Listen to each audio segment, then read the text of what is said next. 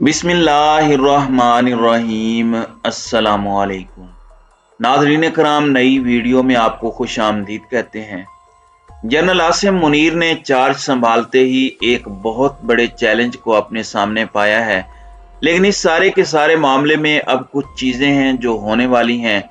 No मोर tolerance, यानी अब बहुत सी ऐसी चीज़ें हैं जो बर्दाश्त नहीं की जानी, और नई इस्टेब्लिशमेंट और जीएचक्यू के अंदर जो एक नई लीडरशिप आई है, उसने अब चीज़ों को किस तरह से लेकर चलना है और किस तरह से मामलात को दुरुस्त सिमत में लेकर जाना है, ये इस वक्त बहुत अहम हो चुका है। डायरेक्शन क्या होगी, लाइन एंड लेंथ क्या होगी, इस हवाले से कुछ बड़ी अहम तफसीलात हैं जो आपके सामने इस वीडियो में रखनी है।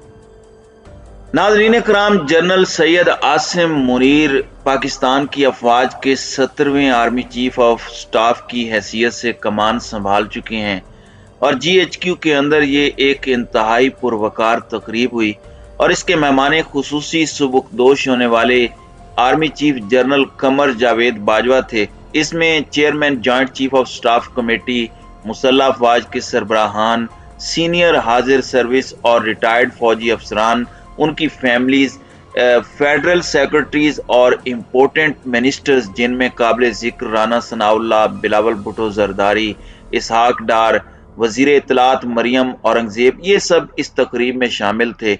और यहाँ पर जनरल कमर जावेद बाजवा ने खिताब भी किया। उन्होंने कहा कि वो अनकरीब गुमनामी में चले जाएंगे, वो मेन स्ट्रीम से पीछे हट जाएंगे, लेकिन फौज से रूहानी रवाबित हमेशा उनके कायम रहेंगे।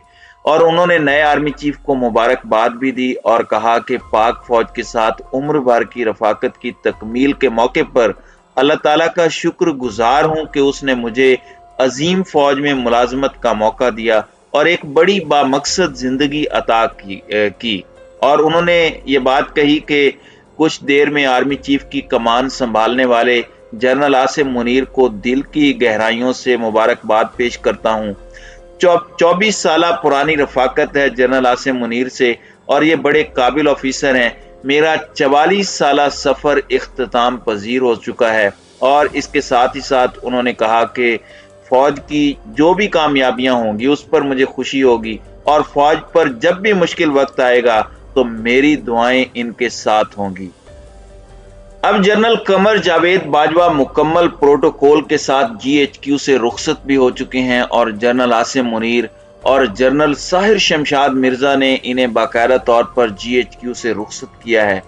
सोशल मीडिया पर इस वक्त बहुत कुछ चल रहा है और बहुत सी चीजें भी इस वक्त सामने आ रही हैं, और आप देख लें कि जो मामलात हैं, जिस तरह से जनरल कमर जावेद बाजवा ने एक लेगसी 6 साल अपने दौरे इक़्तिदार कहना वैसे गलत है, मुद्दत मुलाजमत होती है। इस दौरान जनरल कमर जावेद बाजवा ने जो इस वक्त जनरल आसिम मुनीर के लिए चैलेंजेस छोड़े हैं वो बेपनाह हैं, और इस तरह के चैलेंजेस हैं जिनसे कदम फूंक फूंक कर रखना होगा। और इस हवाले से मैं आपको ये भी बता दूं, जाहिर है जो रिटायर्ड अफसरान हैं, जो रिटायर्ड फौजी जर्नैल्स हैं, उनकी राय को हमेशा से अहमियत दी जाती रही है, लेकिन रिसेंट टाइम के अंदर पिछले 8-9 महीनों में वेटरन्स हो जाएं या एक्स सर्विस मैन हो जाएं, यहां तक कि आप देख लें कि हमारे हर टेलीविजन पर जनरल आसिम मुनीर नजर आया, जनरल अमजद शुएब नजर आया करते थे। और ये वो शख्स हैं जिन्होंने इंफॉर्मेशन वारफेयर में रिटायर होने के बावजूद एक महाज संभाले रखा। इन्होंने पाकिस्तान की नजरियाती सरहदों की हिफाजत की, और रिसेंट टाइम में जब ये टीवी पर नजर नहीं आते थे तो फिर इन्होंने यूट्यूब पर एक इंटरव्यू में कहा कि मुझे डीजी आईएसपीआर ने मना किया हुआ है तो मैं नहीं जा सकता। लेकिन एक चीज बड़ी वाज़ेह है कि पूरी जिंदगी फौज में सर्व करने वाले ये जो जर्नैल हैं, ये जो एक्स सर्विस मैन है, ये जो रिटायर्ड अफसरान हैं, इनके दिल अपनी फौज के साथ, अपने मुल्क के साथ धड़कते हैं। और अगर ये कभी कंस्ट्रक्टिव क्रिटिसिज्म करते भी हैं तो इनके क्रिटिसिज्म को बड़ा पॉजिटिवली लेना चाहिए, और अगर इनके क्रिटिसिज्म को पॉजिटिवली लिया जाता पिछले 8-9 महीनों में, और इसे तनकीद बराए इस्लाह समझा जाता और अपना बड़ा समझकर इनकी चीजों को कंसिडरेशन में लाया जाता, तो शायद आज वो सारे चैलेंजेस नए आर्मी चीफ की झोली में ना डाले जाते जो डाल दिए गए हैं।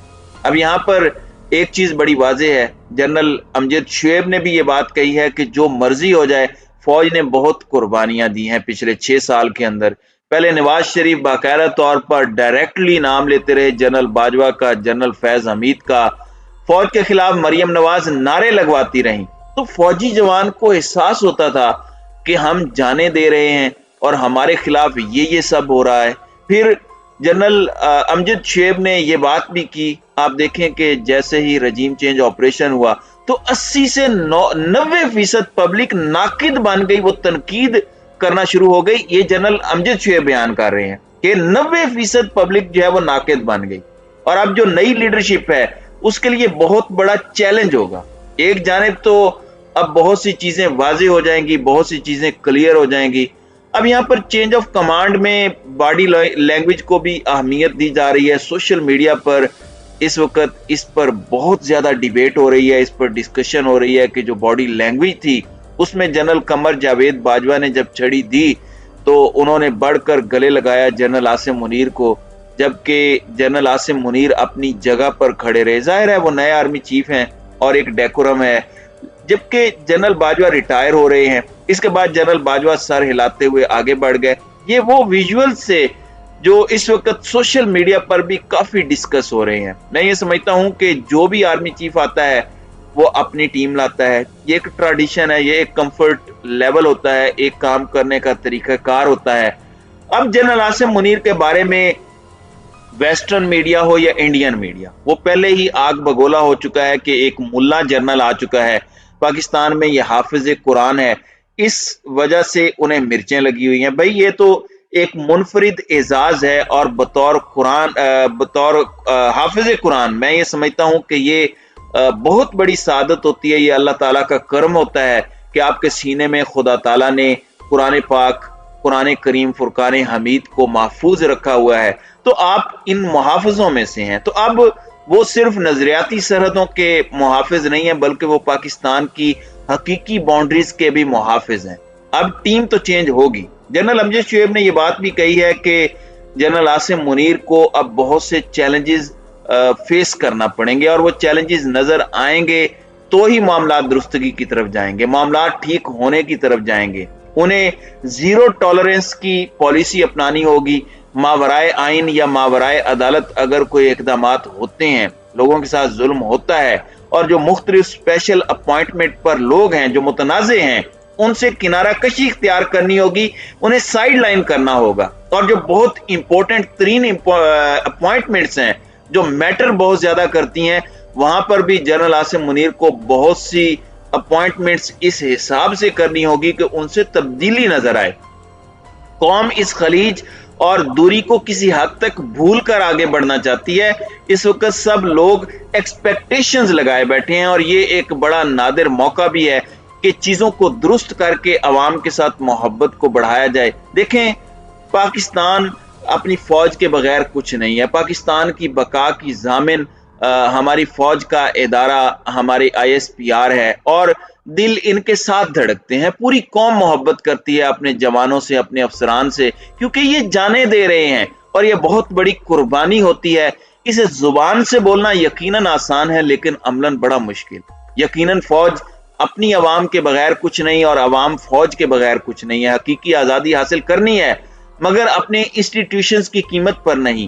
حقیقی آزادی بھی چاہیے اور ایک مضبوط فوج بھی چاہیے، اور یہ بڑا نادر موقع ہے کہ کسی کو فیور نہ کیا جائے، کسی کو آؤٹ آف دا وے جا کر کچھ نہ کیا جائے، بس اپنا کام کیا جائے اور عوام کو وہ کام نظر بھی آئے، اور جو چیزیں ہیں وہ پہلے سے بہتر ہونی چاہیے۔ تو ناظرین کرام، آپ کی اس ویڈیو کے حوالے سے کیا رائے ہے؟ آپ اپنی رائے کا اظہار کامنٹ سیکشن میں ضرور کیجیے گا۔